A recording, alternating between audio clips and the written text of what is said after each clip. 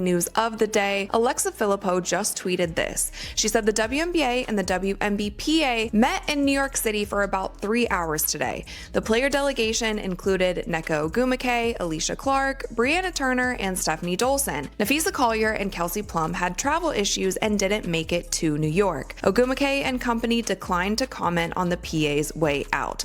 Now, obviously, you guys, this is fresh news. This is definitely a developing story. I'm sure that we will hear more details about 3 hours.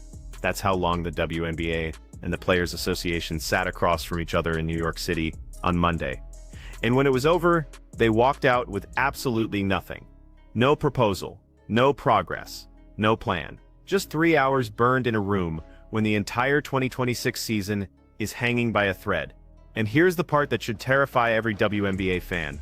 The league showed up to the most critical meeting of the year and admitted they didn't even have a proposal prepared. That Nneka, Kelsey Plum, Napheesa Collier would all be there in person. And then I was also confused because we were seeing some videos yesterday, literally 24 hours ago, of Napheesa Collier and Kelsey Plum like running through the airport saying that they were about to miss their flight, but then they also posted a photo of them on the flight saying that they made it. So I don't know what these travel issues were. And also, I do think that it's a little bizarre that Breanna Stewart isn't able to be there in person. Now, I think that she has a game with Unrivaled tonight. Notice what's missing from that lineup. Breanna Stewart, the vice president of the Players Association, wasn't there in person. She dialed in via Zoom because she had an unrivaled game that night. Kelsey Plum and Napheesa Collier, both executive committee members, hit travel issues flying out of Miami. And this is where you have to ask the uncomfortable question, is everyone treating this with the urgency it deserves? Because we're not talking about a regular season game. We're talking about the fate of an entire season. Over 100 players are depending on these 7 people to represent them, and 3 of them couldn't make it into the room. Also reported this weekend that was quite interesting was ESPN saying that the union, sources said, has grown increasingly frustrated that the league hasn't formally responded to its most recent proposal submitted around Christmas. But sources said a strong debate has emerged within the 7-member executive committee, which the WNBPA player body authorized in December to call a strike when necessary. So they're basically saying that within that 7-member committee that I showed you guys, they are... ESPN broke this story over the weekend, and it revealed something most fans didn't know. Inside that 7-member executive committee, there's a civil war happening. One faction believes this is the moment to completely rebuild how the WNBA operates. They want that 30% gross revenue share, and they're willing to blow up the entire system to get it. The other side thinks they're closer to a deal than people realize. They've already secured major gains on salary, and they're less inclined to risk everything with a strike. So you've got 7 people who are supposed to speak with one voice, and they can't even agree on whether to compromise or go to war. A strike. So basically, within these 7 people, there are 2 different camps. One thinks that the entire structure, how the WNBA is run, and we've talked about, I think this is probably that 30% gross revenue that they've been talking about. That camp wants to see that happen no matter what, and is saying that we should stand 10 toes down, we shouldn't budge, we shouldn't do anything until basically the old system is ripped up and we're starting anew. Like, this is the time to do it, it's now or never. That is one side. And then the other side seems to think that they are... That 98% vote wasn't players saying they want to strike. It was players saying, we trust you to make that call if necessary. But here's what's changed since that vote happened a month ago. The momentum from last season is fading. Unrivaled's television ratings have been disappointing in season 2. And every day without a CBA signed is another day that free agents can't plan their futures, teams can't build rosters, and the league loses credibility with sponsors who are watching this chaos unfold. The leverage the players thought they had is evaporating in real time. Happens right when I finish filming. We get more breaking news, and we just got more information about this meeting that was held today, Monday, the 3-hour meeting between the WNBA and the WNBPA. I'm going to go over all the top level details, tell you the things that we have just found out. If you guys want me to do a deeper dive tomorrow into all of this, please let me know in the comments, but let's get to it. So Annie Costable, shout out to Annie Costable. Great reporting once again. The article is entitled, WNBA offered no proposal at critical CBA meeting. Nneka Ogwumike said they volunteered that they did not have a proposal prepared at the top of the meeting. That kind of set the tone for the conversation. So let's break down what actually happened in that room on Monday. the league showed up with Commissioner Cathy Engelbert and 7 team owners from the Labor Relations Committee.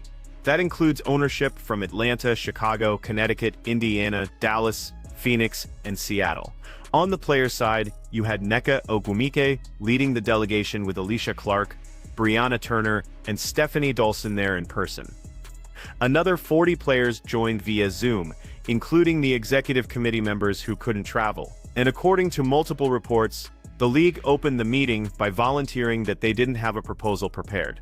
That set the tone for everything that followed. Because we were hoping to hear otherwise. So the last time that the players have heard from the WNBA is back in December. So the players countered with their proposal, and the WNBA has pretty much been ignoring them since then. Basically, they have told the players that they need to submit something that is more realistic. Otherwise, they are not going to respond to the WNBA players' proposal, and they stood their ground on that. So in this meeting today, they did not come with a new proposal. They basically told the players the same thing. It's not realistic. You guys need to come back. Think about what that means. The last time the league formally responded to the players was back in December. The players countered with their proposal, seeking a salary cap of $10.5 million, and that 30% gross revenue model. The league's position has been consistent. That's not realistic. Come back with something we can actually work with. But instead of bringing a counter-proposal to Monday's meeting, they just repeated the same message.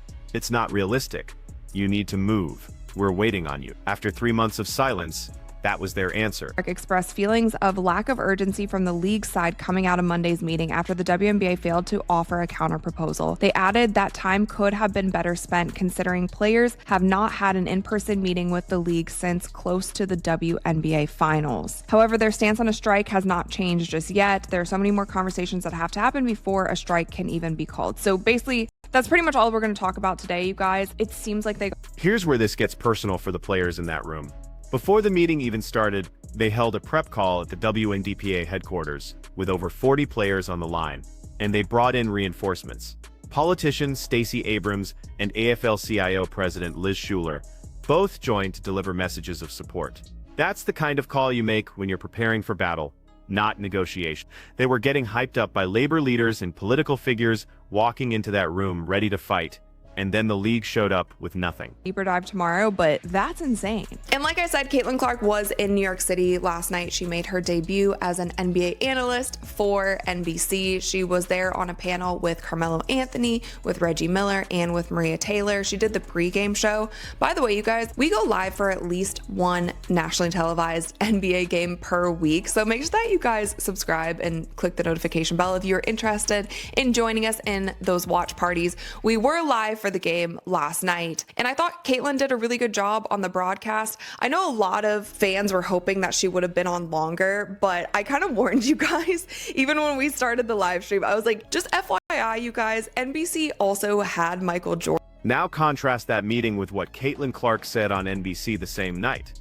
She was making her debut as an NBA analyst, sitting on a panel with Carmelo Anthony and Reggie Miller, and Maria Taylor asked her about the CBA negotiations. Her answer was pure optimism. She said she feels very confident they'll get something done in the next couple weeks. That this is one of the biggest moments in women's sports history, and they're in this position because of the product they put on the floor. That's the public-facing message. Professional, positive, hopeful. But behind closed doors, Nneka Ogwumike and Alicia Clark walked out of that meeting expressing frustration with the league's lack of urgency. Filming this episode, Peyton Pritchard is trending on Twitter. I do not remember the last time he was trending on Twitter. Maybe when he was having that run during the NBA playoffs and he hit like multiple buzzer beaters. I literally think that that is the last time that I've seen his name trending on Twitter, but it is trending because Maria Taylor asked Reggie Miller and also asked Carmelo Anthony, what is Caitlin Clark's NBA comp? And Reggie Miller chooses Peyton Pritchard. And you can see on air, and I don't want to speculate too much into this because she could have also like had a producer talking to her in her ear, but she hears Reggie say Peyton Pritchard and it seems like her face. And then there's the Reggie Miller moment that broke the internet. When asked to give Caitlin Clark's NBA comparison, Miller said, Peyton Pritchard. You could see her face drop on camera. That deadpan expression, the slight smile that disappears immediately, because Peyton Pritchard? The guy who comes off the bench for Boston to hit quick threes? The player who's never been face-guarded, never been double-teamed, never had to carry an offense the way Clark does? It's not even close to an accurate comparison. And she knew it the second he said it. Carmelo tried to save it by saying, Luka Doncic, which is closer, but still not quite right. Finding Clark's true NBA comp is harder than people think. So here's what we're looking at. The WNBA and the Players Association just wasted 3 hours in New York City when they're running out of time to save the 2026 season. The league came to the meeting without a proposal. The Players Executive Committee is divided on whether to push for revolutionary change or take the significant gains they've already secured. 3 of the 7 committee members couldn't be there in person, including the vice president, who had an unrivaled game scheduled the same night. And the last formal proposal exchange happened back in December, with the league offering a max salary of $1.3 million and average salary over $530,000, while the players are seeking a $10.5 million salary cap and 30% gross revenue share. Let's talk about what that revenue sharing model actually means, because this is the heart of the entire dispute. The league is currently offering 70% of net revenue to the players. That sounds generous until you understand what net revenue means. The league takes total revenue, subtracts all their expenses, and then gives players 70% of what's left. The players want 30% of gross revenue instead. That means before any expenses are deducted, they get their cut right off the top. It's the difference between being a partner in the business versus being an employee of the business. And that's why one faction of the executive committee is willing to die on this hill. But here's the reality that the other faction understands. The WNBA has never been profitable as a league. The NBA has subsidized it for decades. Last season was the first time the league saw real momentum with mainstream audiences, largely because of the Caitlin Clark effect, driving record ratings and attendance. Sponsors are finally paying attention. Media deals are being renegotiated. This is the moment when the WNBA could actually become financially sustainable. And if the players strike now, if they blow up the 2026 season, all that momentum dies. The casual fans who just started watching will move on. The sponsors will get nervous. The media partners will have second thoughts. That's the tension inside that executive committee.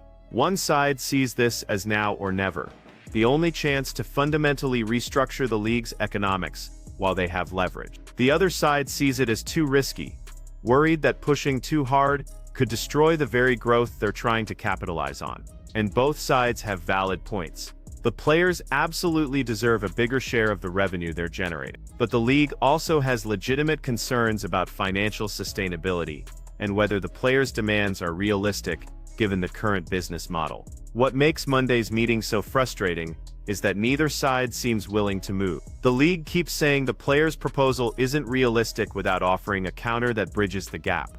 The players keep pushing for gross revenue sharing without acknowledging the league's financial concerns. And meanwhile, the clock is ticking. Training camps are supposed to start in a few months. Free agency needs to open. The draft needs to happen. Rookies need to know if they're getting drafted into a league that's actually going to play next season. And then there's the optics problem. Breanna Stewart dialing in via Zoom because of an unrivaled game. Kelsey Plum and Napheesa Collier missing their flights from Miami. It sends a message, whether intentional or not, that other commitments are taking priority over the most important negotiation in WNBA history. Now, maybe there were legitimate reasons. Maybe the snowstorm in the Northeast made travel impossible. Maybe Stewart had contractual obligations with unrivaled she couldn't break. But perception matters, especially when you're trying to convince the league and the public that players are treating this with maximum urgency.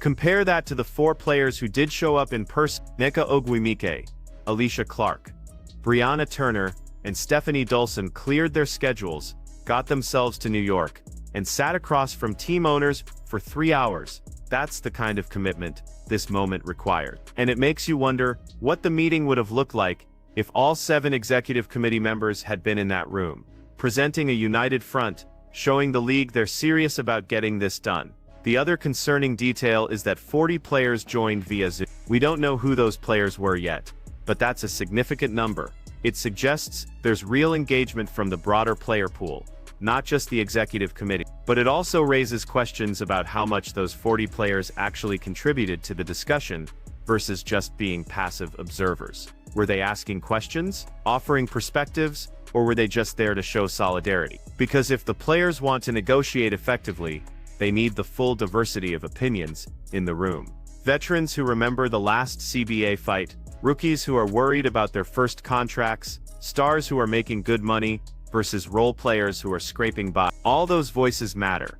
What happens next is anyone's guess. The players have authorized the executive committee to call a strike when necessary, but nobody has actually said they want to strike. Even Natasha Cloud, who's been one of the most vocal players about standing firm, hasn't explicitly called for a work stoppage. She's just said they're not budging until the league budges. But that's the dangerous game they're playing. If both sides refuse to move, if neither brings a realistic compromise to the table, then a strike becomes inevitable by default. Not because anyone wants it, but because they've backed themselves into a corner with no way out. The league's strategy seems to be waiting for the players to blink first. They're betting that as the season gets closer, as players start feeling financial pressure, as the reality of missing paychecks sets in, someone on that executive committee will push for compromise. And maybe they're right. Maybe that's why there's already division within the committee. But it's also a risky strategy, because the longer this drags out, the more damage it does to the league's reputation. Fans are getting nervous. Media partners are getting impatient. And every day without a CBA is another day that undermines all the progress the WNBA made last season. So where does this leave us? With a league and a players' association that just burned 3 hours in a room without making any progress. With an executive committee that's divided on strategy, with key leaders who couldn't be there in person for the most important meeting of the year. With a league that won't make a formal counter-proposal until the players move first. And with a 2026 season that's in serious jeopardy if something doesn't change fast. This is the moment that will define the WNBA's future. One way or another. Either they figure out how to compromise and capitalize on last season's momentum, or they blow it all up with a strike that could set the league back a decade. The question you have to ask yourself is this: whose strategy makes more sense? The players pushing for revolutionary change while they have leverage, even if it risks the season, or the league holding firm on financial reality, even if it means alienating the players who generate all the value, because someone has to move. Someone has to be willing to compromise. And if neither side blinks, we're headed for a disaster that nobody wants but everyone saw coming. Drop your thoughts in the comments. Are the players right to hold out for gross revenue sharing, or is the league's offer of 70% net revenue actually fair given the financial reality? This is the biggest moment in WNBA history, and how it plays out will determine what this league looks like for the next decade.